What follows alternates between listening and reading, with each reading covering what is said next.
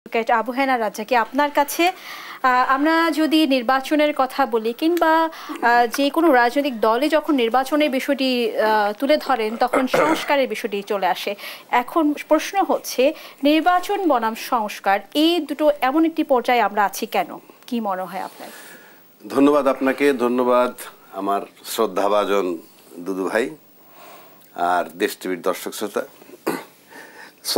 আমি প্রথমেই একটা কথা বলে নিই আজকেই, মানে বাংলাদেশের লোকগুলোর প্রথম বিবেচনায় নিতে হবে যে টক শোতে যারা কথা বলে তাদের সব কথাগুলো নেগেটিভ না ধরা, বরং এটাকে নিতে হবে এরকম যে একটা পার্লামেন্ট আছে দেশে, আমরা বিরোধী দলের লোক, এইভাবে যদি নেয় জিনিসগুলো ভালো হয়।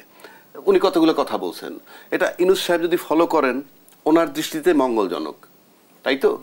তা আমি 5টা কথা বলবো, সেটাও তাদের ভাবতে হবে, ইভেন দুদুবেরও ভাবতে হবে যে সন্তোষজনক। তবে আজকে একটা বিশেষ দিন, 30শে মে, ফর গডসে। দেখেন, আমি বিএনপির রাজনীতির সাথে সম্পৃক্ত না, বাট পার্সোনালি জিয়াউর রহমান সাহেবের সাথে আমার একটা ব্যক্তিগত অ্যাটাচমেন্ট ছিল। এটা হয়তো বললে অনেকের কাছে অন্যরকম মনে হয়। আমি তখন কুমিল্লা ক্যান্টনমেন্ট ইস্পাহান স্কুলে পড়ি, উনি গেছিলেন, আমি 2 মিনিট টাইম নিব। ওনার আমাকে আমি স্মৃতিচারণ করছি।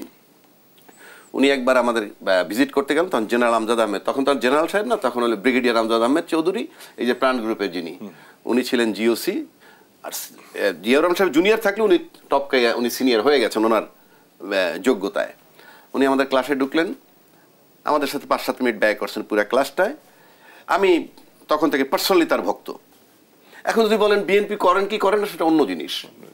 তারপরে আমি 76 সালে, ওই বছরই উনি 76 সালে আমার ইস্পাহানিতে গেছে ক্যান্টনমেন্টে, আর ঢাকায় এসে আবার আমি বিজ্ঞান মেলায় একটা পুরস্কার নিতে গেলাম।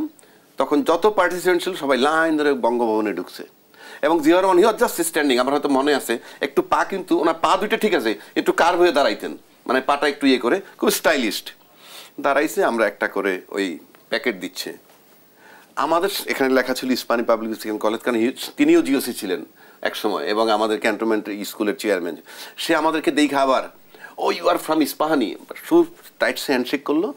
আমরা 3জন ছিলাম, 2 প্যাকেট করে দিয়েছে। মানে আমি স্মৃতিচারণ করলাম, কারণ তার যে অভিব্যক্তি এবং সে যে ক্রাইসিস টাইমে দেশটার দায়িত্ব নিছে। এবং আমরা যখন পরীক্ষা দিই হলের ভিতরে, হয়তো ওনারা ভাববে কি, তো হলের ভিতরে শুনছি জিয়াউর রহমান সাহেব মারা গেছে, পিন পতন শব্দ ছিল না। মানে তার ইয়েতে এত কষ্ট পাইছে, দলমত নির্বিশেষে, শিশু বাচ্চাও ফিলিংস কোত্থেকে কে জানে। এবার যেমন 24শে আগস্ট ইয়েতে বাচ্চারা ঘরে বসে বিদ্রোহ করছে, ওনার নাতি বা ওনার ছোট্ট বাচ্চা, মা আমি যাব, ঠিক একইভাবে সবাই টাচ করছে জিয়ার মৃত্যুটাকে। এই ফিলিংসটা আমি ভুলতে পারি না। বাট ওই জিয়ার সাথে যদি আমি ওনাকে মিলাই, মিলে না, ওই জিয়ার সাথে কাউকে মেলে না, ফর গডসে। এটার মানে এই না যে আমি দলটার বদনাম করছি। আমি বলছি জিয়াউর রহমান সাহেব এমন একজন ব্যক্তি ছিলেন, সেটাকে আস্তে আস্তে আস্তে আস্তে ডেটোরিয়েট করতে করতে কিন্তু আমরা একটা খারাপ জায়গায় চলে আসছি। ওইটা আমার ব্যথার জায়গা। But I respect Ziaur Rahman like anything. আমি কালকে এক টক শোতে আপনার এই বেগম খালেদা জিয়া তারেক জিয়ার কথা বলেছি, যাই হোক সেটা বিষয় না।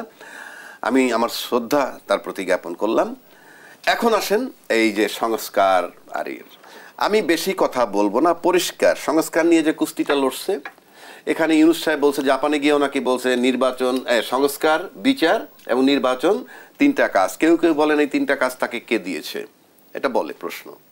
কিন্তু প্রশ্ন হচ্ছে তাকে কাজ দিবে কে? সে তো সরকার, বৈধ মানে নির্বাচিত সরকার না। বাট সে 100% বৈধ সরকার, কারণ সাংবিধানিক ভাবে সে বসছে 106 অনুচ্ছেদের ফাইন্ডিংস মোতাবেক, এবং তাকে বানানো হয়েছে অন্তর্বর্তীকালীন সরকার। তো অন্তর্বর্তীকালীন সরকার বলতে আমাদের সংবিধানে কিচ্ছু নাই। 1, 2, তার ফাংশন কি কি করবে সেটাও বলা হয় নাই। রাজনীতিবিদ অনেকবার দেখা করছেন, তারাও কিন্তু গিয়ে অ্যাসার্টেন করেন নাই উনি কি কি করবেন। এইটা সময়ের ব্যবধানে এসে এই জায়গাটায় ঠেকছে। আমি খুব সহজ করে দিচ্ছি, এমন কোনো রাজনৈতিক দল নাই যারা সংস্কারকে প্রেফার করে না। সেক্ষেত্রে সিম্পল, দুদুভাই যদি তার জীবনে 2বার প্রধানমন্ত্রী হয়, কথার কথা, আর কি লাগে? দুদুভাই যদি জীবনের একটা দলের 2 টার্ম প্রধান থাকেন 5 বছর করে, আর কি লাগে? কিংবা আমি যদি একটা দলে থেকে 2বার এমপি হই, আর কি লাগে? সুতরাং আমি বলছি, প্রতিটা দল যদি তার গঠন, সবাই বলে আমরা ক্ষমতায় এসেই সংশোধন করব, এগুলোর উপরে ফেথ রাখা কোনো যুক্তি নাই। কারণ 53 বছরে সেটা হয় নাই। কিন্তু আজকে যদি আপনার গঠনতন্ত্রটা সংশোধন করে ফেলেন, আপনার কিরকম যে একই ব্যক্তি একই সময়ে দলীয় প্রধান এবং প্রধানমন্ত্রী হতে পারবেন না, কিংবা একই ব্যক্তি পরপর দুইবার প্রধানমন্ত্রী, দুইবারের বেশি প্রধানমন্ত্রী হইতেই পারবেন না, একই ব্যক্তি একই সময় দলীয় পদ এবং এমপি থাকতে পারবেন না, উপজেলা চেয়ারম্যান এবং দলীয় পদ রাখতে পারবেন। এই সিদ্ধান্তটা গঠনতন্ত্রে ঢুকান, ফর গডসে আর কোনো সংবিধান লাগবে না। 1 2 বাংলাদেশ আর কোনো স্বৈরশাসক তৈরি হবে না। সিম্পল এই ফর্মুলায় করুক এবং তারপরে নির্বাচনে চলে যাক। দ্বিতীয় কথা হচ্ছে, দুদু ভাই একটা ব্যাখ্যা দিলেন যে ফর্মই বলুক, উনি বলছিলেন নির্বাচনী তফসিল আমরা দিব, সেটা উনি ব্যাখ্যা দিচ্ছেন, এটা উনি এভাবে বলেন নাই। তারপরে যদি বলি যে যদি তফসিল নিতেই পারেন, আমি বলবো যদি আপনারা মনে করেন রাজনীতিবিদ মাঠের, আমি রাজনীতিবিদ না, মাঠের রাজনীতিবিদ যদি মনে করেন যৌক্তিক কারণ আছে, গণতন্ত্রের স্বার্থে এবং গণতন্ত্র ধ্বংস হয়ে যাচ্ছে, তাহলে আমি মেহেরবানি করে অনুরোধ করবো আপনার ডিসেম্বর পর্যন্ত অপেক্ষা করবেন না। কারণ আপনার দেশের কর্ণধার, গার্জিয়ান, এখন বিএনপি হলো রাজনৈতিক মাঠের সবচেয়ে বড় স্টেক হোল্ডার, এবং সেই স্টেক হোল্ডার যদি দেখে যে এই দেশের ক্ষতি হবে, ভাই আমার কোনো আলাপের প্রয়োজন নাই, জাস্ট আপনি মাঠে নেমে তাকে তাড়িয়ে দিবেন। কারণ আমি দেশটাকে ভালোবাসি। ইউনূস সাহেব দেবতা না, মঙ্গল গ্রহের না, ইউনূস সাহেবেরও ভুল হইতে পারে। এবং আমার প্রশ্ন হচ্ছে যদি আপনি তাকায় ক্ষতিটা দেখতে পারবেন না, কারণ আপনারা জনগণকে রিপ্রেজেন্ট করেন। I am an individual. জনগণকে যারা রিপ্রেজেন্ট করেন, যেমন তারেক জিয়া সাহেব গত 7-8 মাস 10 মাস যাবৎ খুব সফট ভাষায় কথা বলে আসছেন, খুব সুন্দরভাবে, ভালো লাগছে। কিন্তু এবার দেখলাম উনি একটু কঠিন হয়ে গেলেন, হয়তো ওনার কাছেও কোনো ইনফরমেশন বা আছে, এবং উনি যে কঠিন হয়েছেন সেটাও আমি অ্যাকসেপ্ট করেছি। আমার প্রশ্ন সিম্পল, দেশকে ভালোবাসেন, জনগণকে ভালোবাসেন, সেই স্বার্থে যদি মনে করেন যে ইয়েস নির্বাচন কিসের ডিসেম্বর, আরও আগে দরকার, তাহলে সেটাই করবেন। আমি মনে করি সেটাই উচিত। আর তা না করলে কিন্তু আমি ব্যক্তিগতভাবে দুদু ভাইয়ের সাথে দেখা হলে বলবো, যদি ভোট নিতে আসে, ভাই ভোট নিতে আসেন, দেশের সর্বনাশ তো ডিসেম্বর পর্যন্ত অনেক করছে, এবং সেটা আপনার তাকায় তাকায় দেখছেন। রাষ্ট্র আপনার কাছে কি গ্যারান্টি আছে আপনার কাছে যে রাষ্ট্র আপনার কাছে নিরাপদ থাকবে? আমি সেই যুক্তিটা চাই, এবং মাঠে নামুক, তাতে আমার আপত্তি নেই।